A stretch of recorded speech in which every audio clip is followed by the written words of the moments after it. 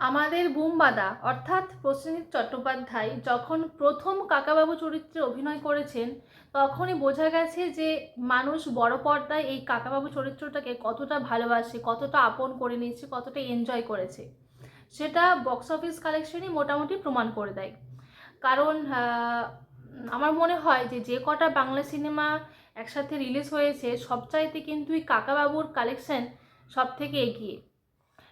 তো আজকে আমরা কথা বলবো এই কাকাবাবু অর্থাৎ প্রসেনজিৎ চট্টোপাধ্যায় অভিনীত বিজয়নগরের হিরে সিনেমার রিভিউ নিয়ে।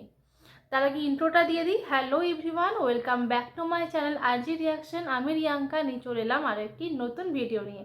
আশা করছি সকলেই ভালো আছো, সুস্থ আছো। আমার চ্যানেলটা সবাই কিন্তু সাবস্ক্রাইব করে দেবে আর পুরো ভিডিওটা শেষ পর্যন্ত দেখবে। বিজয়নগরের হিরে সিনেমাটার গল্প মূলত সুনীল গঙ্গোপাধ্যায়ের লেখা।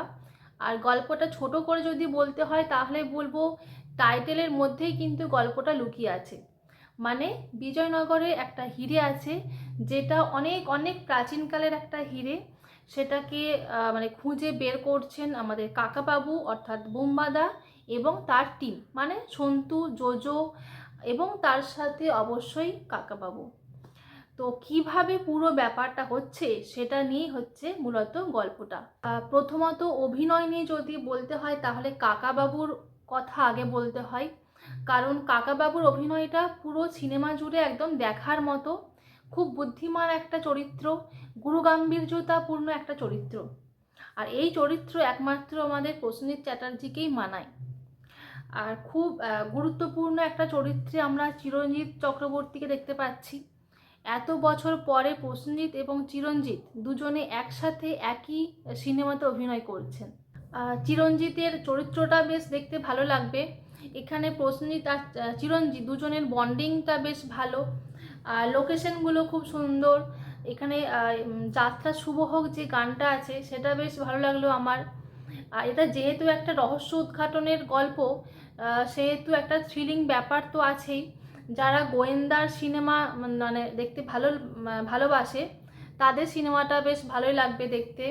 আর বাচ্চারা খুব মজা পাবে।